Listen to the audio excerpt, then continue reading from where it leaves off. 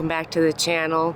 Spring is in the air, but not so much around my studio. So today I want to bring a little bit of that flowery happiness over to the studio by making a custom window shelf and adding some beautiful flowers to just spruce things up a bit and make it a little bit less blah.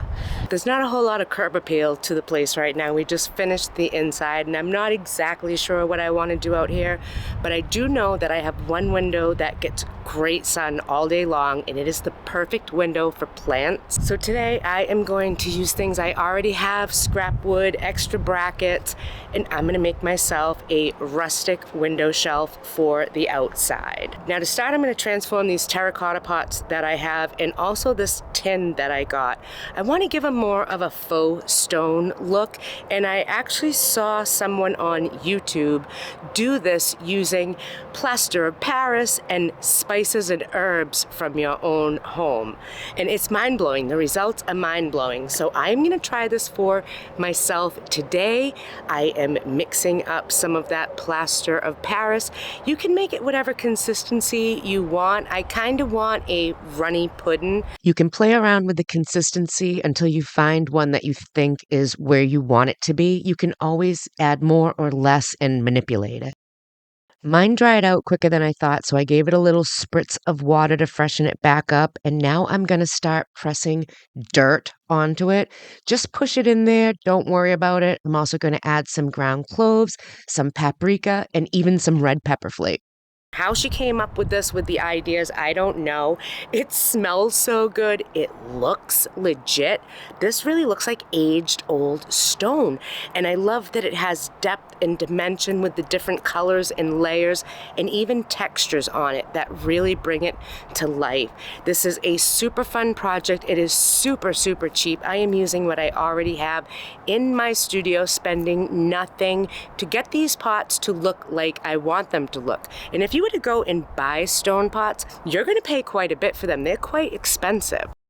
I love how a good faux finish can elevate the ordinary everyday item into an extraordinary high-end looking piece for pennies on the dollar. This project isn't costing anything at all, really, and the end result is phenomenal. Now for the smaller pot, I decided I am going to use some of my fusion paint mixed with a little bit of the texturizing additive. I want to give it a little bit of bite and a little bit of texture.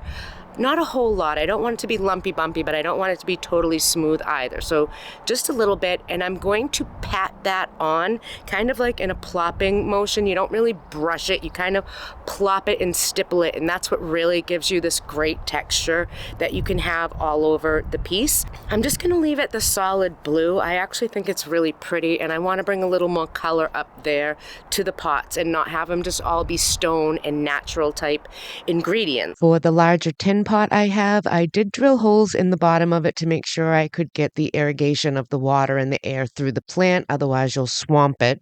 And now I'm going to apply the same technique onto this one. As you can see, this is a bit more watery. I do like it. I'm going to put 2 layers on this one, however, to get it to the consistency and the thickness that I want it to be at.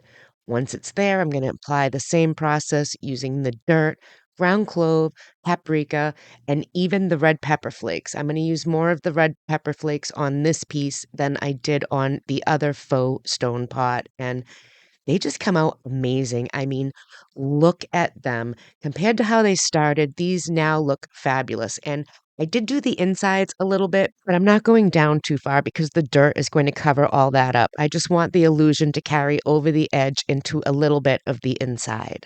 I'm going to leave these to set and cure completely before I add a sealer onto them. Plaster of Paris is not waterproof, and these are going outside. They will be under an overhang, but they'll still get a little bit of moisture on them, so a sealer is necessary. For the shelf, I need to take the measurements for how wide I want it to be, and I actually want it to be as wide as the window trim is outside. So that comes to 24.5 inches wide, and now I'm going to go over to my scrap pile and see what wood I have available. I found a 1x8 pine plank that I had that I think will be perfect for this, and I also found a 2x2, I believe it is, block of wood that I can add to the back and give it another element of detail, if you will. Marked my pieces and gave them a quick cut with my saw, and then I sanded them just to smooth the edges a bit. Next, I'm going to go in with my Minwax gel stain in the color chestnut, and I am just going to give them one coat of this. I know this is not weatherproof. I am not going for weatherproof. I'm using what I have. This is what I have, and it's going to last just fine for a while. Someday, maybe I'll have to replace it. That someday's not today or anytime soon. While the stain's drying, I'm going to go over these pieces with my clear shellac spray. I like using the shellac spray because it actually gives me a better barrier against the weather out there. It is under the overhang, like I said, but it still will get a little bit damp. Plus, from watering and overspills, it'll get a little wet, and this is going to help it. So I am going to actually give all of these pieces probably 3 or 4 coats of this clear shellac spray, and they'll be perfect for outside. Using my nail gun, I'm going to attach these two pieces together. And what I'm going to do is actually overhang the 2x2 off the back of the 1x8 by half of the width, so by an inch. That's actually going to help me when it comes to mounting this shelf on the brackets. The way that it's being mounted, it's not a straight flat flush in the back. It kind of comes out a little bit. So because of that, the toes of the brackets on the top stick out, and I don't like that. But by adding this ledge, if you will, onto the back, I'm able to hide the brackets further in the back. You won't see them. Everything will look good, and it just adds another layer of a decorative element to the shelf. I think it looks really, really cute. When you're by yourself working on a project with only two hands, sometimes things can get a little tricky, but I was able to figure out the position for the first bracket, and now I am going to figure out the position for the second bracket. I need to get it underneath the shelf to hold it in place, but I also need to get a level on there because I definitely want this to visually be straight. It would drive me nuts if it tilted one way or the other. I had the shelf sitting in the spot I wanted it so that I could mark underneath where the screws were going to attach into it from the brackets. I want to do this because I want to drill pilot holes into the wood. That just helps when it comes to putting the screws in, and I find it's the best practice.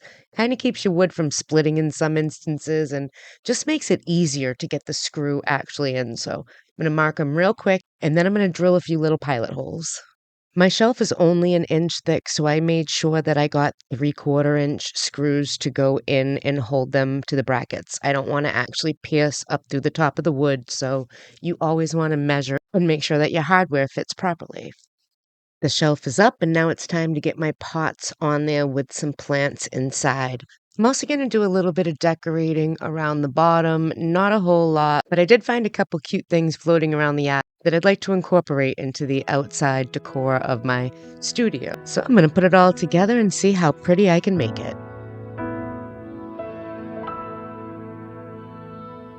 I remember years ago, something missing in my soul, chasing highs yet always feeling low.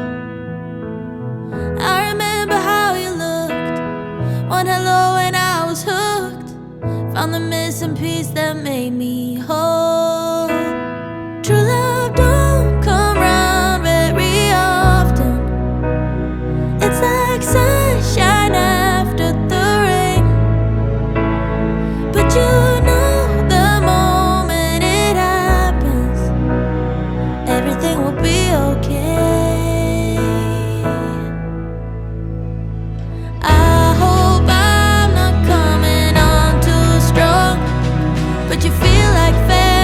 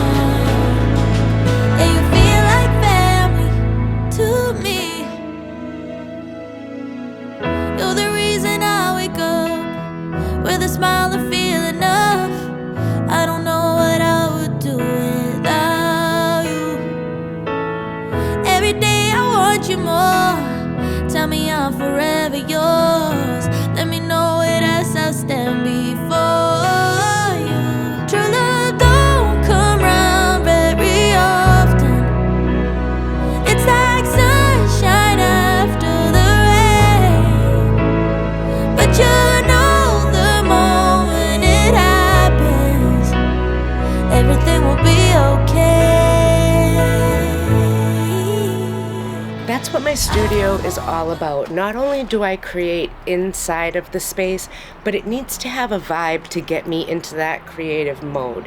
To foster my creativity, I need to have a space that's inviting and that makes me happy. And now the outside of my building definitely makes me happy. At least on the side I see coming and going. And how about those faux pots? Oh my lord, that technique is absolutely amazing. She perfected it, and I am so glad she shared it with the rest of us so that we too could also enjoy that super easy way to get that expensive stone look on cheap ordinary pots. Now that this space is beautiful, it is awakening and inspiring my creative side, which is good because I have some commissioned work I need to start. I get a lot of questions about commissioned work and how I price it, so be sure to come back next week so I can share with you how to price it so you can make a profit. So if you haven't hit that subscribe button, now's a great time to do so. Turn on the notifications so you'll never be late to the party. Give this video a thumbs up, and I will see you guys next time on the flip side. I love it. I think it looks beautiful.